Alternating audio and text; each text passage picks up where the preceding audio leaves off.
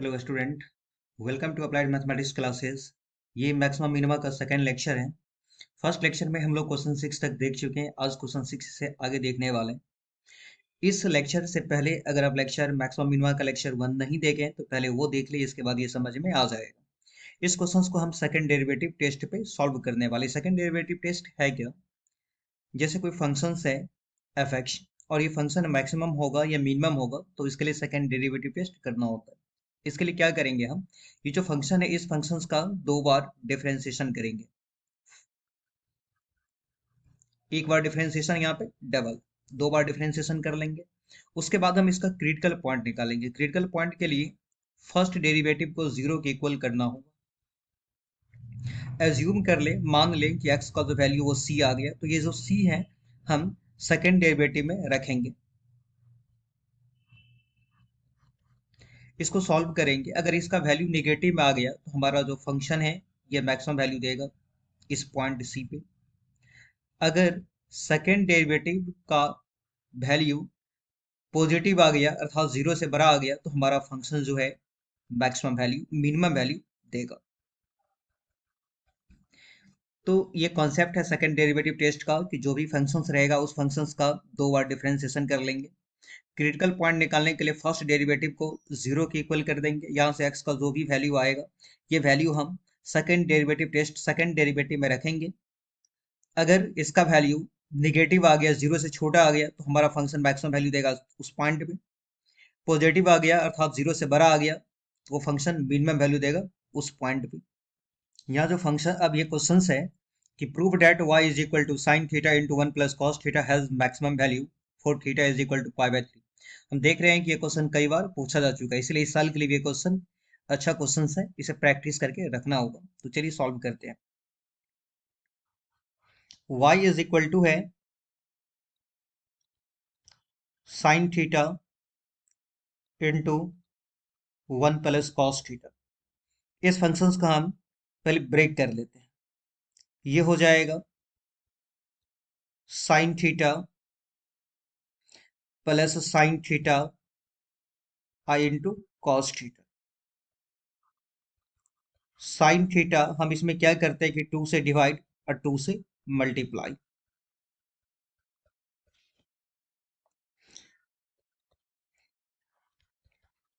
Sign theta one by two, ये two sine theta into cos theta, ये sine two theta का formula हो गया।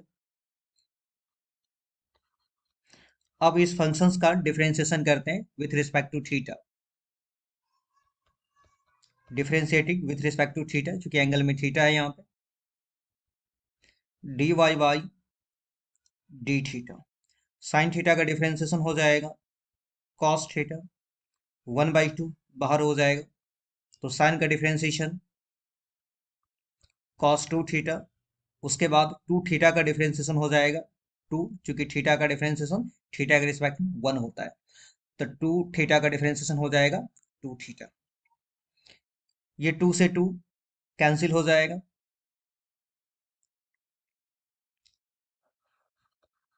D y by d theta आ गया cos theta plus cos two theta. अब इसका हम सेकेंड डेरिवेटिव करते हैं।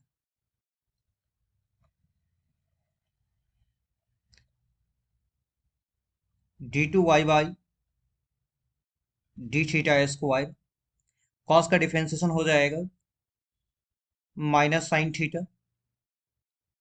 इस कॉस का डिफरेंशिएशन हो जाएगा माइनस साइन, जो एंगल है टू थीटा वो ले लेंगे, पुनः टू थीटा का डिफरेंशिएशन हो जाएगा टू, अर्थात ये आ गया माइनस साइन थीटा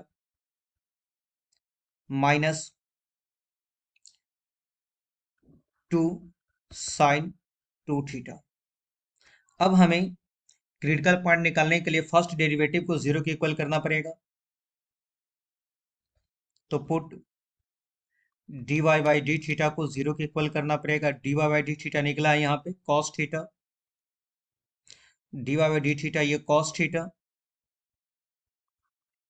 अब plus cos two theta is equal to zero, या cos two theta is equal to हो जाएगा minus cos theta. Cos 2 theta minus cos theta को हम लिख सकते हैं कॉस पाई माइनस थीटा, क्योंकि कॉस पाई माइनस थीटा का फॉर्मूला होता है माइनस कॉस थीटा। हम दोनों को इक्वेटिंग कर लेते हैं यहाँ पे, तो 2 थीटा इज इक्वल टू हो जाएगा pi minus theta, 3 theta is equal to pi, theta का वैल्यू निकल गया पाई बाई 3। ये पाई बाई 3 हम सेकेंड डेरिवेटिव में जा करके रख देंगे, ये सेकेंड डेरिवेटिव है, तो सेकेंड डेरिवेटिव में जा करके हम रख देते हैं इसे। सेकेंड डेरिवेटिव है d2y by d theta square is equal to minus sine theta minus 2 sine theta. Second derivative test, second derivative को यहाँ पे हम लिख लिए, तो हमें d2y by d theta square में क्या करना है, थीटा के जगह पे पाई बाई 3 रख देना है, तो पाई बाई 3 रख देते हैं। थीटा को हटा करके तो ये हो जाएगा माइनस साइन पाई बाई 3, अब माइनस 2 साइन, 2 तो पहले से है और थीटा की जगह पे आ जाएगा पाई बाई 3। हम समझ रहे हैं कि ये भी नेगेटिव है और ये टर्म भी नेगेटिव, दो नेगेटिव को जोड़ेंगे तो नेगेटिव ही होगा। कैलकुलेशन करने का यहाँ पे जरूरत नहीं है, क्योंकि दोनों को कैलकुलेशन करेंगे तो ये 0 से छोटा आएगा। समझ में आ गया कि एक बार फिर से बोल रहे हैं, ये माइनस साइन पाई बाई 3 यानी माइनस साइन 60 डिग्री, इसका वैल्यू अगर लिखना चाहते हैं तो वैल्यू हम लिख देते हैं यहाँ पे, कैलकुलेशन इसका कर ही लेते हैं।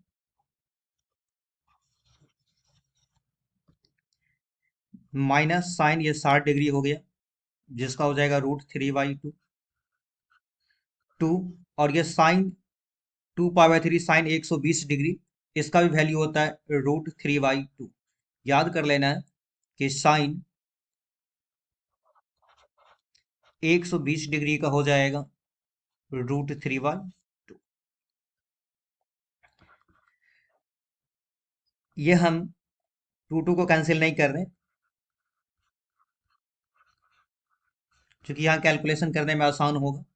तो माइनस √3 ये हो जाएगा -3 √3/2, जो कि 0 से छोटा है।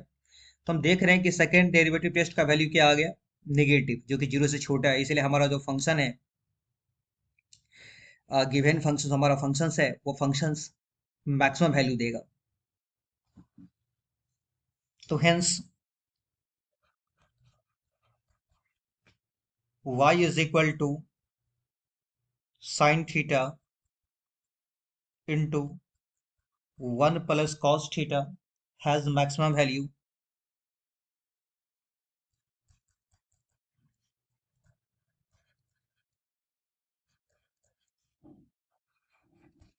Eight theta is equal to pi by 3।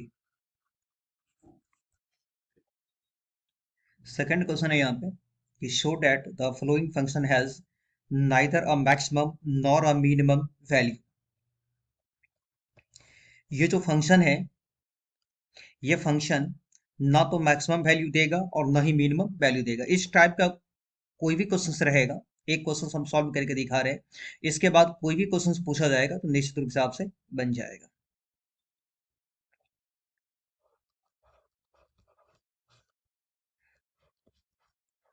F x is equal to है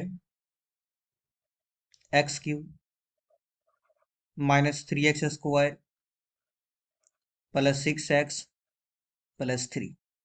सेकेंड डेरिवेटिव टेस्ट पे क्वेश्चंस को सॉल्व कर रहे हैं, इसका 2 बार डिफरेंशिएशन करना होगा। फर्स्ट बार डिफरेंशिएशन x³ का हो जाएगा 3x², x² का हो जाएगा 2x, तो 2x को 3 से मल्टीप्लाई करेंगे तो -6x हो जाएगा, और 6x का डिफरेंशिएशन हो जाएगा 6 और 3 का 0। डबल डिफरेंशिएशन, x² का डिफरेंशिएशन हो जाएगा 2x, तो 2x 3 से मल्टीप्लाई हो जाएगा तो 6x हो जाएगा, और -6x का डिफरेंशिएशन हो जाएगा 6, और 6 का डिफरेंशिएशन 0। अब फर्स्ट डेरिवेटिव को 0 के इक्वल करते हैं, क्रिटिकल पॉइंट निकालने के लिए। तो फर्स्ट डेरिवेटिव है 3x² -6x plus 6 is equal to 0। 3 common ले लेंगे, तो एक्स स्क्वायर -2x +2 हो जाएगा। X square -2x + 2 = 0। इस 3 0/3 तो 0 बन जाएगा। यहाँ पे x फॉर्मूला लगा देते हैं -b plus minus root over b² -4ac/2a। तो माइनस बी की जगह पे आ जाएगा -2 plus minus root over b² यानी -2 का होल स्क्वायर -4। ए की जगह पे हो जाएगा 1 और सी की जगह पे हो जाएगा 2/2। ए की जगह पे हो जाएगा 1।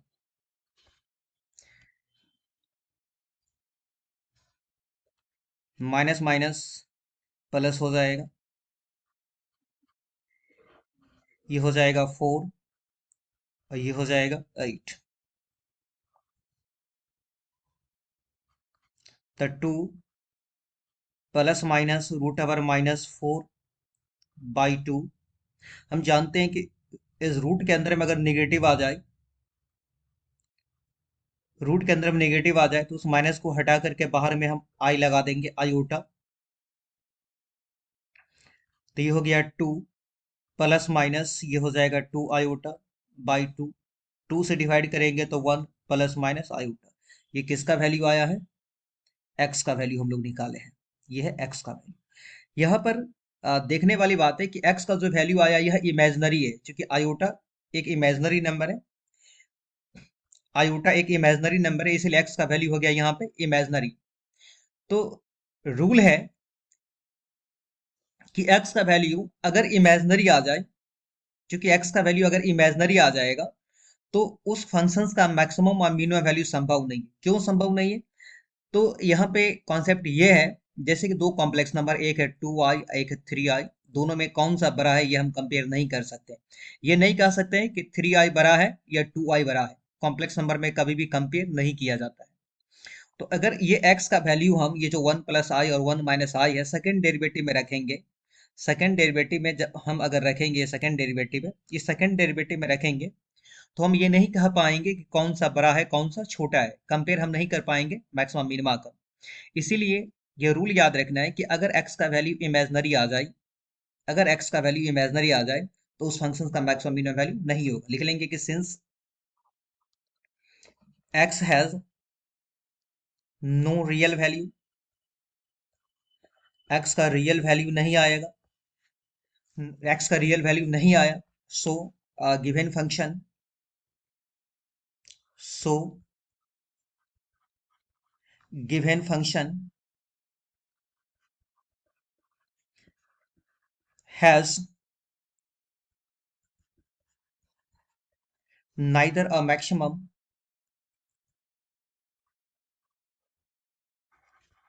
nor a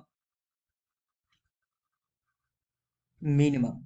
अब इस टाइप का कोई भी फंक्शन रहेगा